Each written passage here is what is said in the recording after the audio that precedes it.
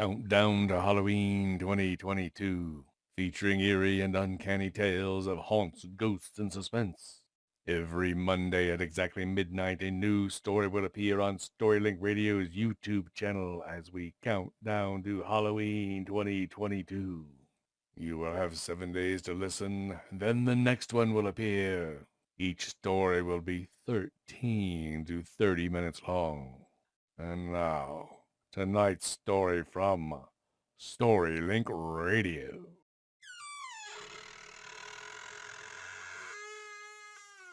The Damned Thing by Ambrose Bierce, 1893. By the light of a tallow candle, which had been placed on one end of a rough table, a man was reading something written in a book. It was an old account book, greatly worn, and the writing was not apparently very legible, for the man sometimes held the page close to the flame of the candle to get a stronger light upon it. The shadow of the book would then throw into obscurity half of the room, darkening a number of faces and figures. For besides this reader, 8 other men were present. 7 of them sat against the rough log walls, silent and motionless, and the room, being small, not very far from the table. By extending an arm, any one of them could have touched the 8th man, who lay on the table, face upward, partly covered by a sheet, his arms at his sides. He was dead. The man with the book was not reading aloud, and no one spoke. All seemed to be waiting for something to occur. The dead man only was without expectation. From the blank darkness outside came in, through the aperture that served for a window, all the ever unfamiliar noises of night in the wilderness, the long, nameless note of a distant coyote, the stilly pulsing thrill of tireless insects in trees, strange cries of night birds, so different from those of the birds of day, the drone of great blundering beetles, and all that mysterious chorus of small sounds that seem always to have been but half heard when they have suddenly ceased, as if conscious of an indiscretion. But nothing of all this was noted in that company. Its members were not overmuch addicted to idle interest in matters of no practical importance. That was obvious in every line of their rugged faces, obvious even in the dim light of the single candle. They were evidently men of the vicinity, farmers and woodmen. However, the person reading was a trifle different. No one would have said of him that he was of the world, worldly, albeit that there was that in his attire which attested a certain fellowship with the organisms of his environment. His coat would hardly have passed muster in San Francisco. His footgear was not of urban origin, and the hat that lay by him on the floor, he was the only one uncovered, was such that if one had considered it as an article of mere personal adornment, he would have missed its meaning. In countenance, the man was rather prepossessing, with just a hint of sternness, though that he may have assumed or cultivated as appropriate to one in authority. For he was a coroner. It was by virtue of his office that he had possession of the book in which he was reading. It had been found among the dead man's effects, in his cabin, where the inquest was now taking place. When the coroner had finished reading, he put the book into his breast pocket. At that moment the door was pushed open, and a young man entered. He, clearly, was not of mountain birth and breeding. He was clad as those who dwell in cities. His clothing was dusty, however, as from travel. He had, in fact, been riding hard to attend this inquest. The coroner nodded. No one else greeted him. "We have waited for you," said the coroner. "It is necessary to have done with this business tonight." The young man smiled. "I am sorry to have kept you. I went away, not to evade your summons, but to post to my newspaper an account of what I suppose I am called back to relate now." The coroner smiled. "The account that you posted to your newspaper? That differs probably from that which you will give here under oath." "That," replied the other, rather hotly, with a visible flush, "that is as you choose. I used manifold paper, and I have a copy of what I sent. It was not written as news, for it is incredible, but it's fiction. It may go as part of my testimony under oath. Huh, but you say it is incredible. That is nothing to you, sir, if I also swear that it is true. The coroner was apparently not greatly affected by the young man's manifest resentment. He was silent for some moments, his eyes upon the floor. The men about the sides of the cabin talked in whispers, but seldom withdrew their gaze from the face of the corpse. Presently the coroner lifted his eyes and said, We will resume the inquest now. The men removed their hats. The witness was sworn. What is your name? The coroner asked. William Harker. Age 27. You knew the deceased, Hugh Morgan? Yes, I did. You were with him when he died? Near him. How did that happen? Your presence, I mean. Why? I was visiting him at this place to shoot and fish. A part of my purpose, however, was to study him and his odd, solitary way of life. He seemed a good model for a character in fiction. I sometimes write stories, as I sometimes read them. Thank you. Stories in general, not yours. Some of the jurors laughed. Again, a somber background humor shows highlights. Soldiers in the intervals of battle laugh easily, and a jest in the death chamber conquers by surprise. Relate the circumstances of this man's death, said the coroner. You may use any notes or memoranda that you please. The witness understood. Pulling a manuscript from his breast pocket, he held it near the candle, and turning the leaves until he found the passage that he wanted, he began to read. The sun had hardly risen when we left the house. We were looking for a quail, each with a shotgun, but we had only one dog. Morgan said that our best ground was beyond at a certain ridge that he pointed out, and we crossed it by a trail through the chaparral. On the other side was a comparatively level ground, thickly covered with wild oats. As we emerged from the chaparral, Morgan was but a few yards in advance. Suddenly we heard, at a little distance to our right and partly in front of us, a noise as of some animal thrashing about in the bushes, which we could see were violently agitated. Oh, we've started a deer. I wish we had brought a rifle. Morgan, who had stopped and was intently watching the agitated chaparral, said nothing, but had cocked both barrels of his gun and was holding it in readiness to aim. I thought him a trifle excited, which surprised me, for he had a reputation for exceptional coolness, even in moments of sudden and imminent peril. Oh, come, I said. You're not going to fill up a deer with quail shot, are you? And still he did not reply. But catching a sight of his face as he turned it slightly toward me, I was struck by the pallor of it. And then I understood that we had a serious business on hand, and my first conjecture was that we had jumped a grizzly. I advanced to Morgan's side, cocking my piece as I moved. The bushes were now quiet, and the sounds had ceased, but Morgan was as attentive to the place as before. What is it?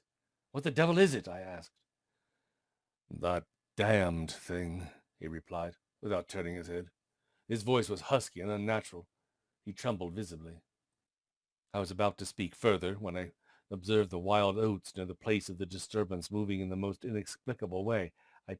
I can hardly describe it. It seemed as if stirred by a streak of wind, which not only bent it, but pressed it down, crushed it so that it did not rise, and this movement was slowly prolonging itself directly toward us. Nothing that I had ever seen had affected me so strangely as this unfamiliar, unaccountable phenomenon.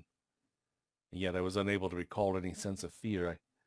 I remember, and I tell it here because, singularly enough, I recollected it then, that once, in looking carelessly out of an open window, I momentarily mistook a small tree close at hand for one of a group of larger trees at a little distance away. It looked the same as the others, but being more distinctly and sharply defined in mass and detail, it seemed out of harmony with them. It was a mere falsification of the law of aerial perspective, but it startled, almost terrified me. We so rely upon the orderly operation of familiar natural laws that any seeming suspension of them is noted as a menace to our safety, a warning of unthinkable calamity. And so now, the apparently causeless movement of the herbage and the slow, undeviating approach of the line of disturbance were distinctly disquieting. My companion appeared actually frightened, and I could hardly credit my senses when I saw him suddenly throw his gun to his shoulders and fire both barrels at the agitated grass.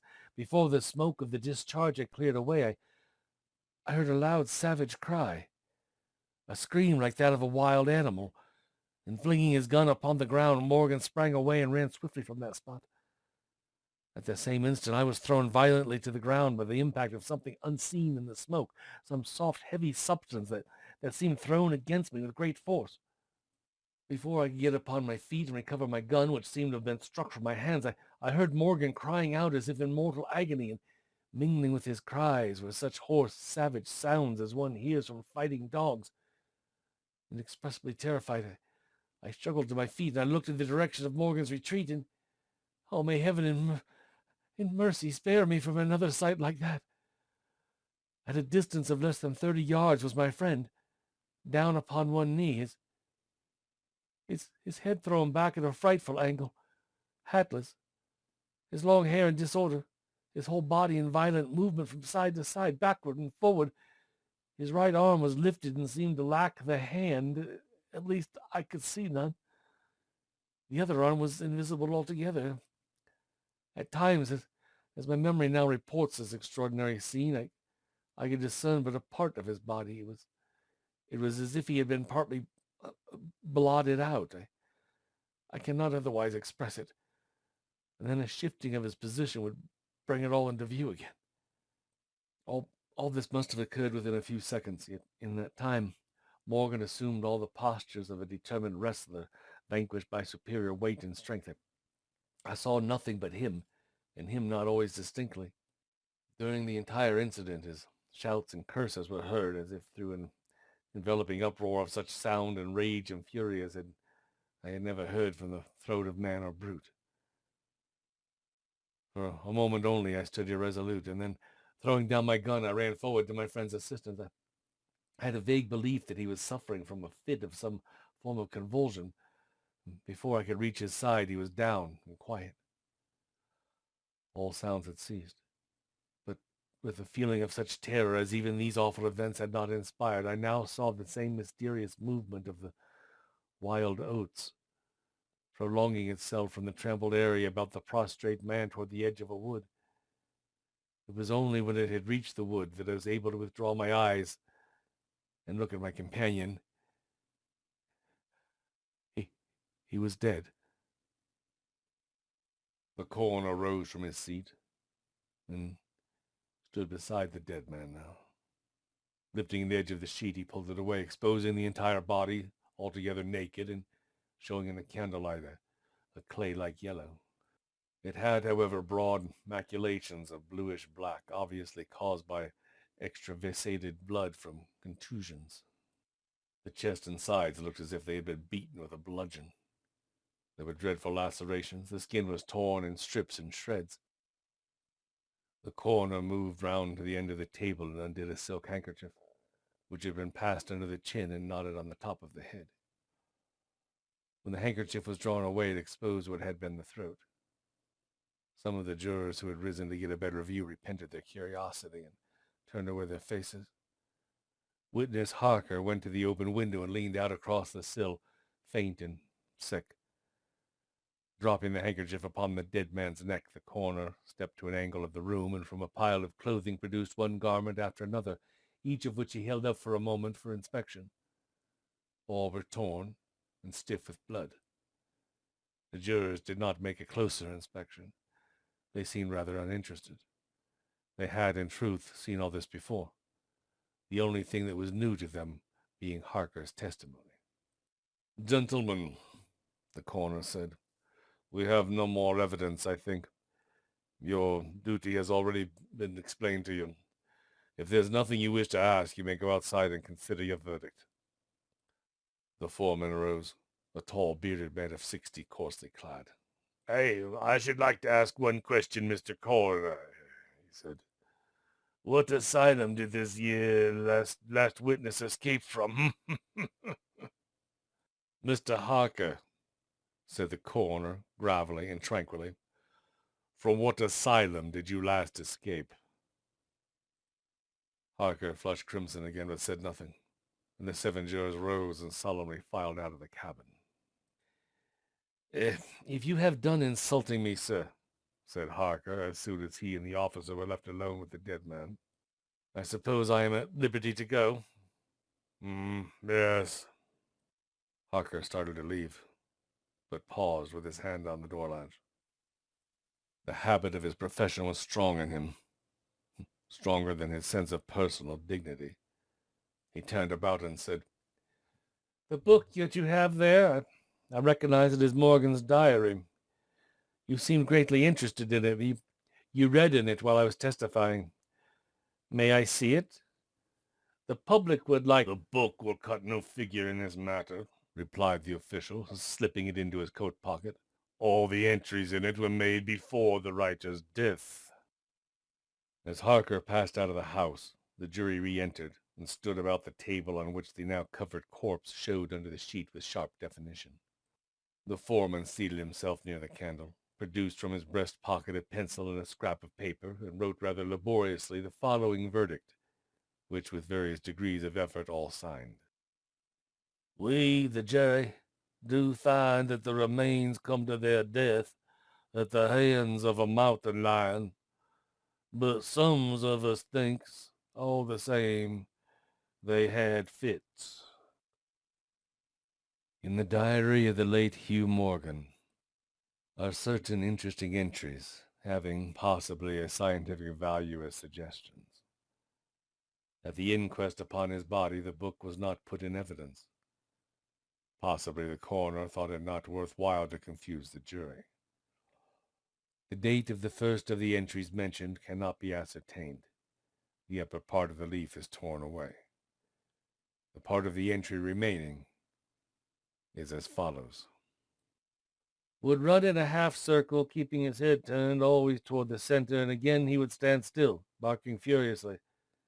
At last he ran away into the brush as fast as he could go. I thought at first that he'd gone mad, but on returning to the house I found no other alteration in his manner than what was obviously due to fear of punishment."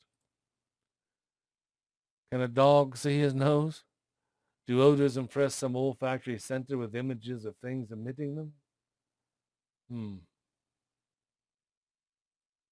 September 2nd. Looking at the stars last night as they rose above the crest of the ridge east of the house, I observed them successfully disappear from left to right, and each was eclipsed but an instant, and only a few at the time. But along the entire length of the ridge, all that were within a degree or two of the crest were blotted out. It was as if something had passed along between me and them, but I could not see it, and the stars were not thick enough to define its outline. I don't like this. And here several weeks' entries are missing, 3 leaves being torn from that book. September 27. It's been out here again. I find evidences of its presence every day. I watched again all of last night in the same cover, gun in hand, double charged with buckshot. In the morning the fresh footprints were there as before, yet I would have sworn that I did not sleep. Indeed, I hardly sleep at all anymore. It's terrible, insupportable. If these amazing experiences are real, I shall go mad. If they are fanciful, I am mad already. October 3. I shall not go. It shall not drive me away. No, this is my house, my land. God hates a coward. October 5. I can stand it no longer. I have invited Harker to pass a few weeks with me. He has a level head. I can judge from his manner if he thinks me mad. October 7. I have the solution of the problem. It came to me last night. suddenly as by revelation. How simple, how terribly simple. There are sounds that we cannot hear.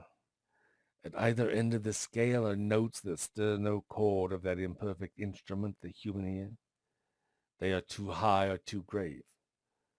I have observed a flock of blackbirds occupying an entire treetop, the tops of several trees, and all in full song, and suddenly, in a moment, at absolutely the same instant, all spring into the air and fly away.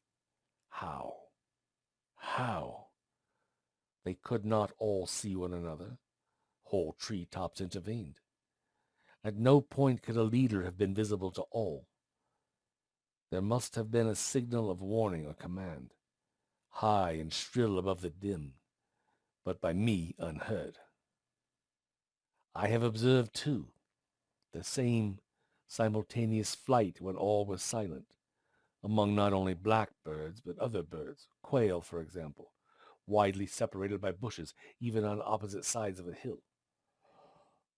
It is known to seamen that a school of whales basking or sporting on the surface of the ocean, miles apart, with the convexity of the earth between them, all will sometimes dive at the same instant, all gone out of sight in a moment. The signal has been sounded, too grave for the ear of the sailor at the masthead and his comrades on the deck, who nevertheless feel its vibrations in the ship as the stones of a cathedral are stirred by the bass of the organ. As with sounds, so with colors. At each end of the solar spectrum, the chemist can detect the presence of what are known as actinic rays. They represent colors, integral colors in the composition of light, which we are unable to discern. The human eye is an imperfect instrument. Its range is but a few octaves of the real chromatic scale. I am not mad. There are colors that we cannot see. And, God help me, the damned thing is of just such a color. You've just heard tonight's story from Storylink Radio's Countdown to Halloween 2022. Remember to come back for our next tale. Many more stories of all genres available to listen to and read along with now on our website at www.storylinkradio.com. Visit our YouTube channel at youtube.com/storylinkradio. And visit our podcast for easy mobile listening anywhere, anytime. Just search for Storylink Radio on your favorite podcast provider. Oh, and don't forget to hit the subscribe button and click that alert bell for Storylink Radio.